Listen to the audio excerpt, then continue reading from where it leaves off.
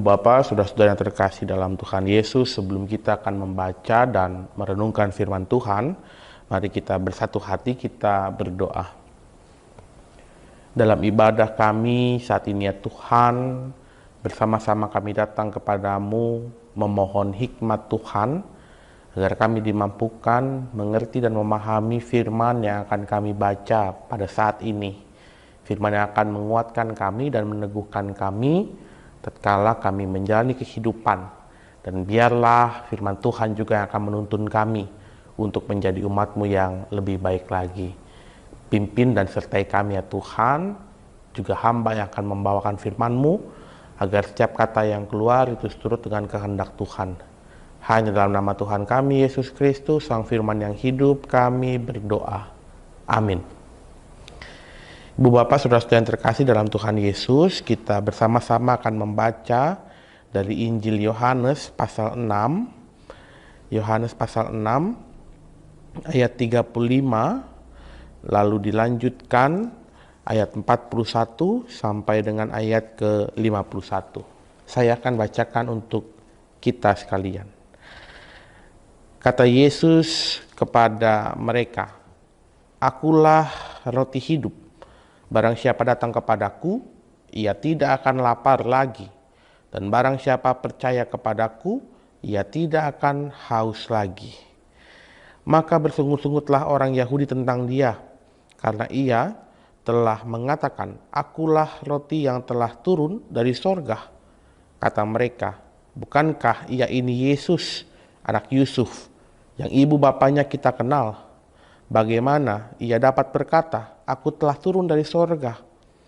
Jawab Yesus kepada mereka, "Jangan kamu bersungut-sungut. Tidak ada seorang pun yang dapat datang kepadaku, jikalau ia tidak ditarik oleh Bapa yang mengutus aku. Dan ia akan kubangkitkan pada akhir zaman. Ada tertulis dalam kitab nabi-nabi. Dan mereka semua akan diajar oleh Allah. Dan setiap orang yang telah mendengar dan menerima pengajaran dari Bapa datang kepadaku. Hal itu tidak berarti bahwa ada orang yang telah melihat Bapa. Hanya Dia yang datang dari Allah, Dialah yang telah melihat Bapa. Aku berkata kepadamu, sesungguhnya barang siapa percaya ia mempunyai hidup yang kekal. Akulah roti hidup. Nenek moyangmu telah makan mana di padang gurun, dan mereka telah mati. Inilah roti yang turun dari sorga. Barang siapa makan daripadanya, ia tidak akan mati. Akulah roti hidup yang telah turun dari sorga. Jikalau seorang makan dari roti ini, ia akan hidup selama-lamanya. Dan roti yang kuberikan itu ialah dagingku, ia akan kuberikan untuk hidup dunia. Demikian pembacaan Alkitab kita. Berbahagialah setiap orang yang membaca dan juga memelihara firman Tuhan dalam kehidupan mereka sehari-hari. Ibu Bapak, saudara-saudara yang terkasih dalam Tuhan Yesus Kristus, Shalom. Hari ini kita bersama-sama kembali beribadah, memuji memuliakan nama Tuhan. Dan dalam ibadah kita saat ini, kita bersama-sama hendak merenungkan firman Tuhan yang diambil dari Injil Yohanes, yang sejatinya dalam 2 minggu belakangan ini Bapak Ibu, firman Tuhan yang hendak kita renungkan di kebaktian minggu senada dan juga berkesinambungan. Dimulai dari Kristus yang memberi makan 5.000 orang, lalu firman Tuhan yang minggu lalu juga bicara soal menerima roti hidup dan berbagi dalam kehidupan. Dan hari ini kita kembali diingatkan Kristus yang adalah sang roti hidup itu, Dia juga yang akan memberi kehidupan bagi setiap kita. Pertama-tama Bapak Ibu, kita hendak diingatkan satu peristiwa tentang turunnya roti mana, di mana itu terjadi ketika bangsa Israel melakukan perjalanan keluar dari tanah Mesir menuju tanah perjanjian, dan Allah memberikan roti mana ketika mereka kelaparan. Itulah yang disebut oleh nenek moyang bangsa Israel secara turun-temurun sebagai roti yang datang dari sorga. Roti yang menghidupkan, mengenyangkan bangsa Israel saat itu. Dan itu juga yang selalu tertanam dalam pemikiran orang-orang Yahudi, ahli-ahli Taurat, dan mereka yang beriman kepada Allah sebagai bagian dari bangsa Israel. Maka ketika Kristus menyatakan diri bahwa akulah roti hidup, barang siapa datang kepadaku dia tidak akan lapar, maka fokus dan juga pemikiran mereka ialah roti mana yang mengenyangkan bangsa Israel dalam perjalanan menuju tanah perjanjian. Dia tidak menerima bahwa Kristus menyatakan bahwa ialah roti hidup, karena mereka mengetahui ayah biologis, ibu biologis dari Tuhan Yesus, yaitu Yusuf dan Maria. Tetapi mereka lupa bahwa Kristus adalah Mesias yang datang ke dunia dan Allah yang hadir dalam rupa manusia.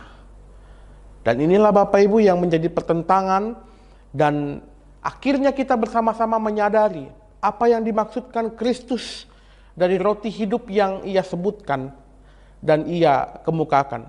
Bahwa pertama-tama Bapak Ibu, sang roti hidup yang Kristus maksudkan berbeda dari roti mana yang turun ketika bangsa Israel kelaparan dalam perjalanan dari tanah Mesir menuju tanah perjanjian.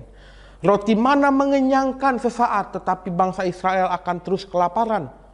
Roti mana memang bisa menyambung kehidupan bangsa Israel, tetapi ia harus terus-menerus mengkonsumsi roti itu, makan terus, mengenyangkan diri. Sementara roti hidup yang dimaksudkan Kristus adalah bicara soal kehidupan yang kekal, bicara soal keselamatan.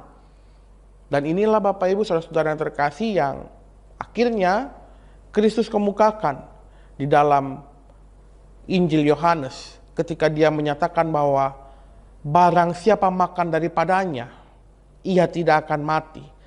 Karena roti hidup itu memberikan kehidupan yang kekal. Roti hidup itu yang memberikan kehidupan bagi seluruh umat manusia di dunia. Dan roti hiduplah yang menjadi tanda pengorbanan Allah dalam diri Kristus ketika ia memberikan tubuh untuk disalibkan. Dan di sini Bapak Ibu, itulah makna yang mau ditangkap dan juga diambil oleh kita hari ini.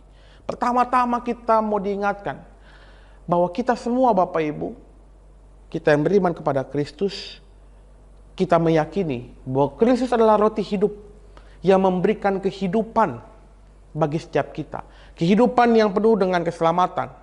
Maka kita bersama-sama mau diingatkan, yakinlah dan percayalah bahwa kita yang beriman kepada Kristus, kita pun diberikan kehidupan. Kita yang percaya kepada Kristus, kita mendapatkan keselamatan. Maka jangan pernah meninggalkan Kristus dalam kehidupan kita. Jangan pernah meninggalkan Dia, sebab Dialah sang roti hidup yang memberikan kehidupan, yang bukan hanya sesaat, tetapi kehidupan yang kekal. Yang kedua Bapak Ibu saudara-saudara yang terkasih, dari kisah ini juga kita bersama-sama mau diingatkan bahwa segala sesuatu yang ada di dunia ini mungkin membuat kita merasa puas. Makanan, roti, dan segalanya mungkin mengenyangkan tubuh. Tetapi apa yang diperlukan tubuh, diperlukan diri kita bukan hanya sekedar makanan, bukan hanya sekedar asupan yang mengenyangkan saja, tetapi kita perlu sesuatu yang menghidupkan. Maka bicara soal kehidupan, kita tidak bisa mempertahankan hidup hanya dengan materi. Meskipun kita harus sama-sama sadar, tanpa materi kita juga tidak bisa bertahan hidup. Tetapi ada hal yang lebih yang perlu kita lihat, bahwa hidup juga memerlukan sebuah kekuatan yang datang dari Sang Pencipta. Kita tidak hanya sekedar hidup untuk mengenyangkan dan memuaskan diri. Kita tidak hanya sekedar hidup untuk mencari materi yang banyak, kemudian kita memuaskan diri dengan segalanya. Tetapi kita juga memerlukan pertolongan Tuhan, kita memerlukan kekuatan Tuhan, memerlukan keselamatan Tuhan yang tidak bisa dibeli dengan materi. Kita memerlukan kasih Tuhan yang tidak bisa kita sogok dengan makanan maupun dengan materi yang berlimpah. Yakinlah Bapak Ibu saudara-saudara yang terkasih bahwa hidup dan kehidupan kita bukan hanya untuk bersenang-senang, mencari segala sesuatu yang memuaskan diri, tetapi juga melakukan hal yang bermanfaat, mendapatkan sesuatu yang bermanfaat. Dan hari ini ketika kita mengingat ketika Kristus mengatakan bahwa akulah roti hidup, maka disitulah Bapak Ibu kita mau bertaut kepada Tuhan Yesus. Kita mau sepenuhnya percaya bahwa Allah tidak berhenti bekerja untuk mendatangkan damai sejahtera, memberikan kehidupan bagi setiap kita. Jangan takut, jangan ragu dalam menghadapi pergumulan ke depan. Yakinlah roti hidup itu tidak akan pernah habis. Roti hidup akan selalu memberikan kehidupan. Maka jangan khawatir dengan kehidupan yang Tuhan sudah anugerahkan. Sebab ketika Tuhan sudah memberikan kehidupan, pun Tuhan yang akan memelihara kehidupan kita. Kiranya Tuhan menolong dan memberkati kita, dan firman Tuhan menguatkan kita dalam menjalani hidup. Amin.